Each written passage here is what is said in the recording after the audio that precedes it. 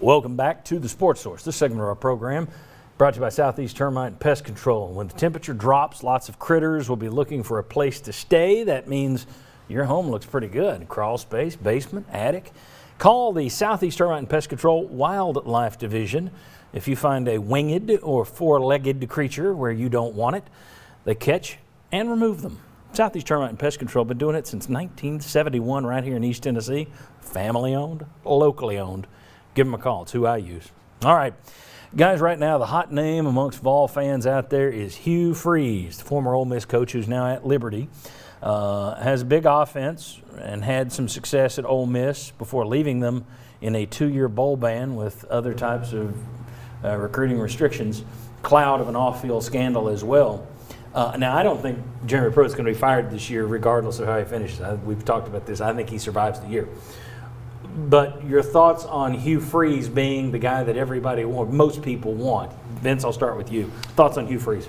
I think he is over-discussed and oversold by fans, honestly. I think he's the best of a realistic group of candidates. And that's the bottom line. That's who fans have heard about the most, the biggest name. And obviously with him being in Ole Miss, it helps with familiarity. But his success at Ole Miss is tainted because of the recruiting ban that they got. Yeah, they got elite players there, but they got it at a price. Literally.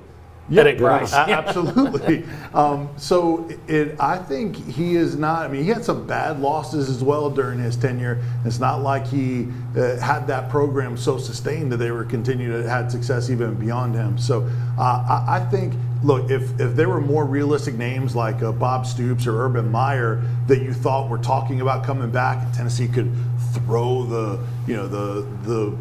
a boat of money to, then they would go that direction. Stroke a check. That's exactly. Or the Brinks truck is the phrase I was looking for.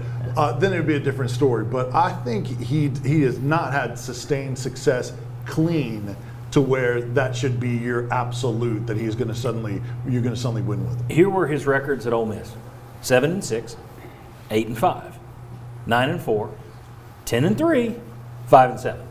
He had 1 year better than Butch Jones, who everyone here hated. Now, he changed Alabama. He put his offense, put up points on Alabama, and that's all anybody remembers. But the record doesn't amaze me. He had some bad losses. He left them in a mess. I'm not even getting into the off-field stuff because, look, I'm not going to judge somebody on skeletons in the closet. But the other stuff, I don't get this Hugh Freeze is a sure thing. Maybe I'm wrong. Jimmy, your thoughts on the Freeze excitement? I thought he did a good job at Ole Miss if you want to take away the cheating, okay? You can't do that. But I look at that record, but I also look at what Dan Mullen did at Mississippi State. I thought that Mullen did more with less, and I thought that Freeze at Ole Miss, it's a tough place to win. So I gave him credit for that record, even though his record is much different than Jones's. It should be, I think it's harder to win at Ole Miss than it is at Tennessee. I think right now Hugh Freeze is the best of a not-so-great crop of coaches out there. And I think that has elevated his status to a higher level because there are not a whole lot of them you look at and say, boy, that guy, you got to get this guy, you got to get this guy. I mean, right now, one of the hot candidates coaches at Coastal Carolina. So I think that's what you're looking at. You got a guy that's had some success in the SEC, and the feeling is if he could do that at Ole Miss, he could do even more at Tennessee, sans the cheating. I like Dan Mullen. That's who I had number one on the list to get Tennessee. I did too. To me, it was longer than what Hugh Freeze did at Ole Miss. I see what you're getting at, and it is tough to win there. But Mullen, to me, the difference between him and Freeze was he did it longer, was more consistent, and didn't have to cheat to do it. That we know of. That we know of. Bob, your thoughts on Hugh Freeze? See the solution? See the answer? See the sure thing? 2 words. Donnie Tyndall. Donnie Tyndall came here under a cloud. He was a pretty good basketball coach. I mean, I think Donnie Tyndall, people forget that the guy could coach basketball. But he came here under a cloud, and he wasn't here very long, and the cloud caught up with him. And I'm not saying that a zebra doesn't change its spots or whatever that word is, phrase is. Yeah, he can change, and he may not cheat anywhere else. But you bring in a guy who was caught cheating.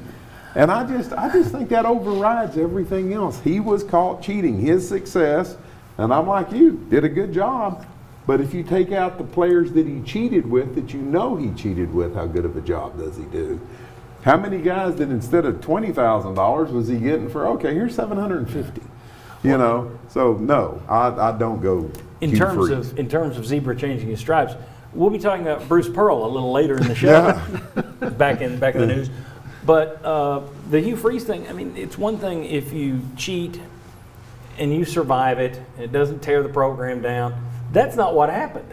It tore the program. It messed up Ole Miss. So I don't get the Hugh Freeze love. Especially, it's one thing to say he's got a great offensive mind. Okay, I get that. But what I don't get is the belief that he's a sure thing. I can't look at what happened at Ole Miss and say, yes, that'd be a sure. And I've had people saying, well, the way we're losing, I'd rather have that here.